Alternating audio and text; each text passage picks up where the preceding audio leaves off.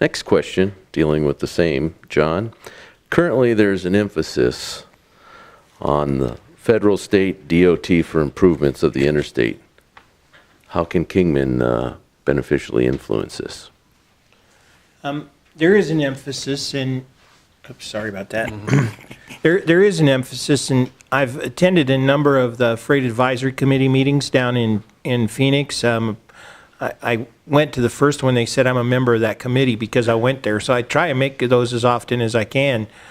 I've tried to speak for Mojave County because when the discussion for Mojave County starts, I'm the only one talking about it and really the only one who has any interest in that Mojave County in that room.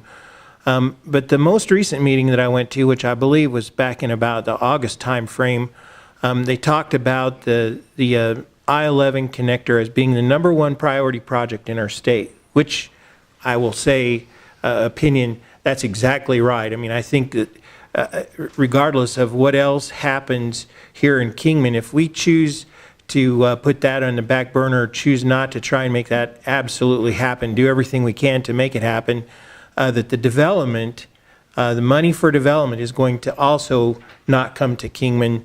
And with I-11 coming through here, there's going to be a huge opportunity for development, but I see those development dollars being spent in a place where there isn't a bottleneck, where people aren't having to wait to get on the road to go between Kingman and Las Vegas, where we don't have freeway backups because of the situation that we've got here. So,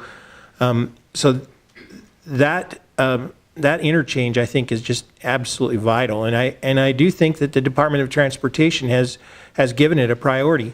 Unfortunately, they said that we can start looking at it, and my comment to the Freight Advisory Committee is that in Las Vegas they're pouring concrete, and at that point in time they were still pouring concrete, and moving dirt, and we're having discussions. We don't even have stakes driven in the ground yet, and it seems to me like we're way far behind in that effort. So it's that's a really big deal. But what I know that can help to influence the second part of the question, if we can, one of the things as a business guy, somebody comes to me and says, "Hey, would you be willing in this?"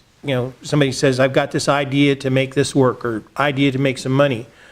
One of my first questions is, how firmly do you believe in it? That's a really good question. And people, it's a really cheap answer to say, well, I really believe in it. But the more expensive answer is, okay, so how much are you willing to invest in the idea? And when people are willing to invest in the idea, then other people listen a little bit more attentively.